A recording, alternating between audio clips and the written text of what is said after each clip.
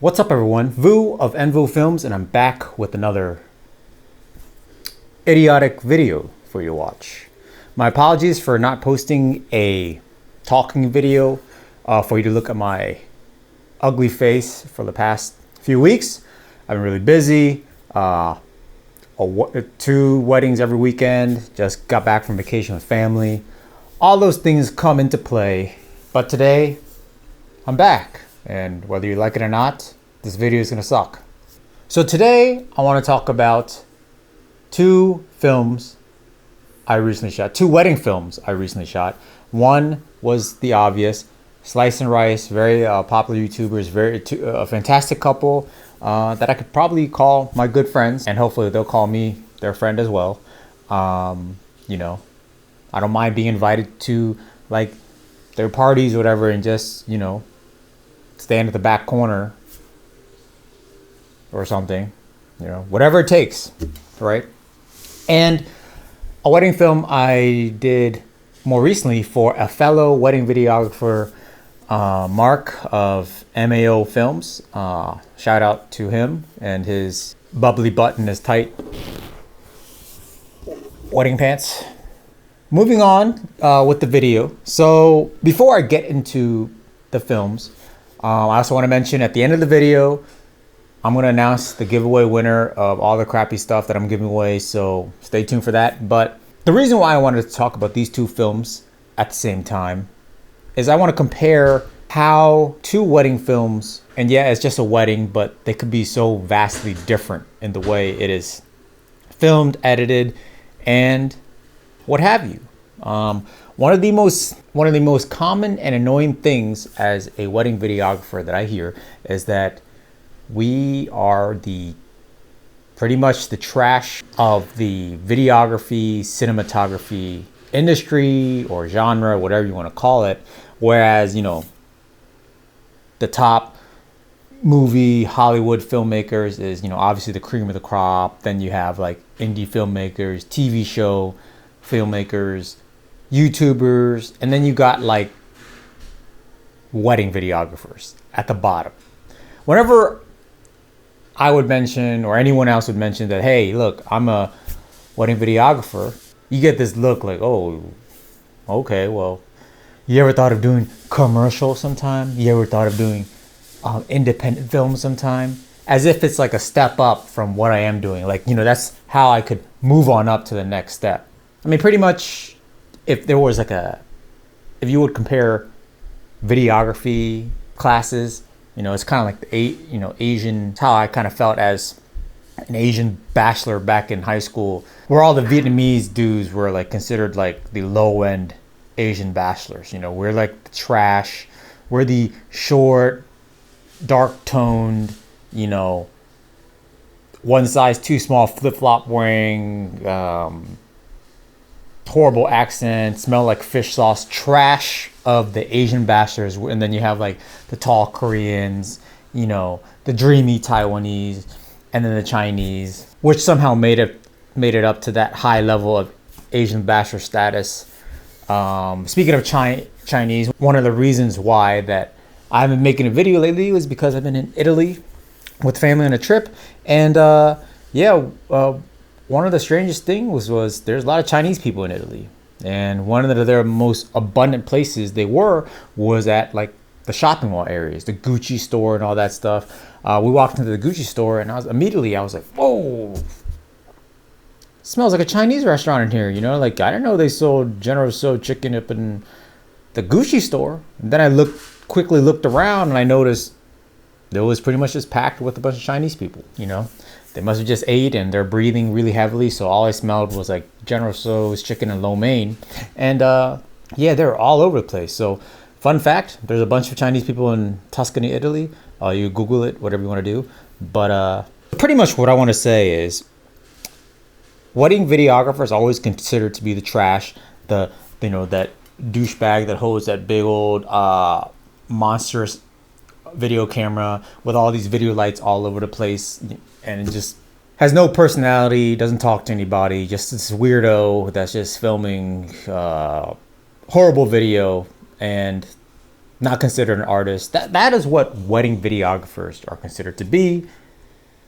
And I'm telling you, it's from a wedding videographer, but I also do commercial work. If you could film a wedding, and you could film a wedding successfully, cinematically, and it looks like a movie, it looks like a documentary style type thing, and it's artistic, you could film anything. Yes, I said it. You know, like, you could film anything any of these other filmmakers could film, because you got to go through it all. You got to film things on the run. You only get one shot.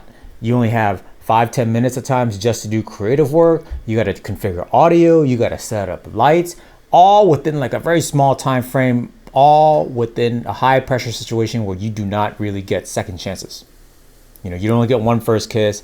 You only get one aisle walk. You only get one father handoff of his bride. You only get one chance to get the audio correct for toasts. I mean, if you could do all this to perfection, if you could film all this in really high quality, you could film anything. And if any of you other, oh, I'm a commercial filmmaker, I'm a independent filmmaker, I only make movies, wedding videographers suck, and I rack focus with my non-autofocus lens, y'all could just go ahead and stick that lens straight up. I'm not going there because I don't want to get demonetized if this video is even monetizable on YouTube. But anyway, so let's dive into this, okay? A lot of people always say, oh, all wedding videos are exactly the same. You know, there's no difference. Like, don't you get bored? It's just people are just getting married. Well, people's personalities are different. Everyone's wedding is different. It's a different location, different venue. And if you're creative, you film it differently. If you want to create like a more curated wedding video for each couple, each client, because they're all different, then you do different things. So let's start with the first one. I guess the most popular one, Slice and Rice wedding sneak peek. So I'm really nervous. I haven't really been talking to Matt. Man, right now we are trying to get ready. And I'm trying to get my vows printed. And I'm just so excited. So I was just told that we're getting ready to do the first look. I'm gonna try so hard not to cry. Just cry thinking about it.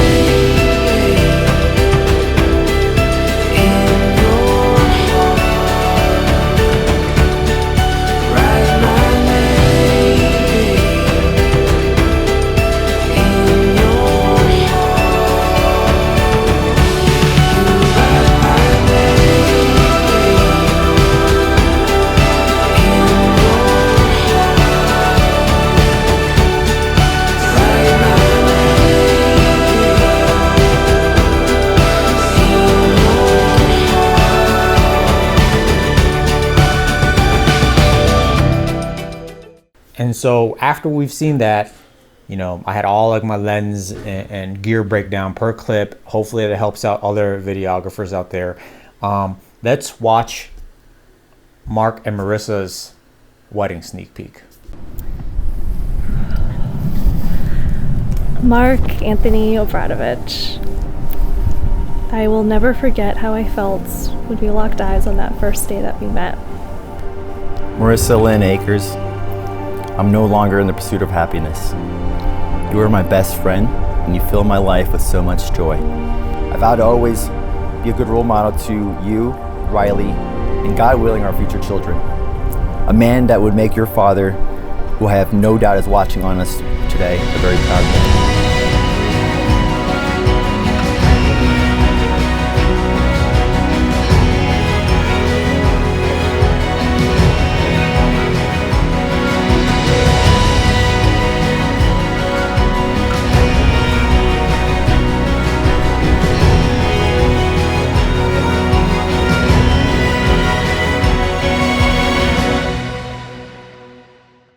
So I hope you found that enjoyable, and I hope you noticed that I filmed it and the second shooter was Say Park, so it was both the same guys. We used the same gear for both, and as you can see, the way it was filmed was different. The way I edited the films, it was different.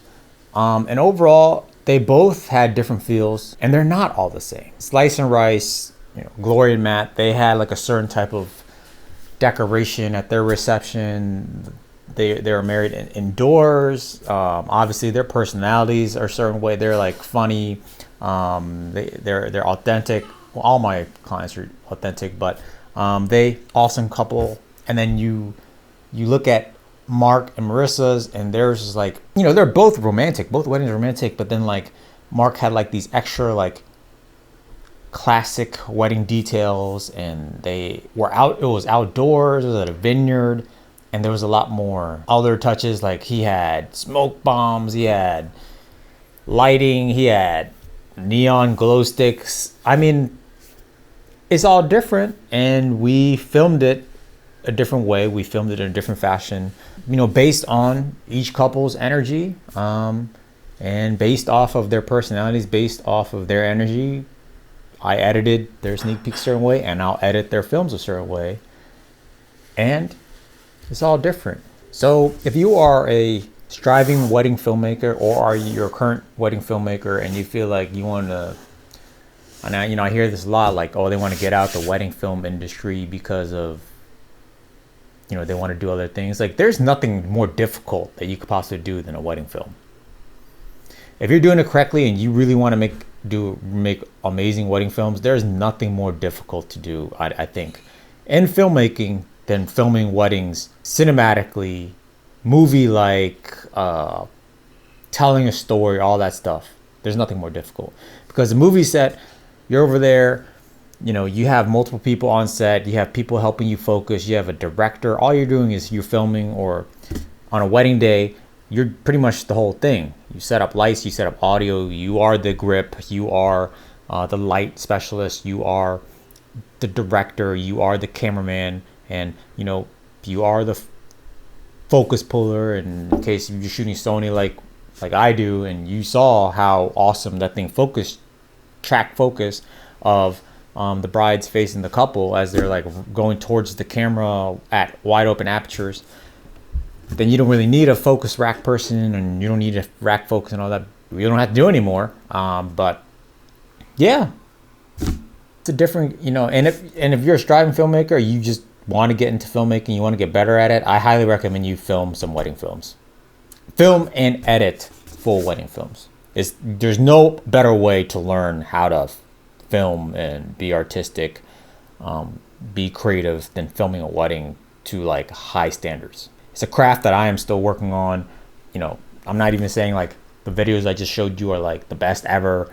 Like, there's things that I am definitely still working on, and I hope to, like, every wedding film that I film, I get better and better, and that's all there is to it. Okay, mistakes are always made, but the important thing is learn from it all the time and just keep getting better. And, you know, don't just set on templates or just sit there and be happy with what you've been creating. You have to keep driving to do better. So anyways, I'm gonna go ahead and announce the winner of my giveaway, and that will be Akid Hussein. I'll be contacting you and making sure I get you that package. Congratulations! And until next time, I'm sorry for everyone who entered and didn't win. Hopefully I'll be doing other giveaways later on, but until next time, lighten up.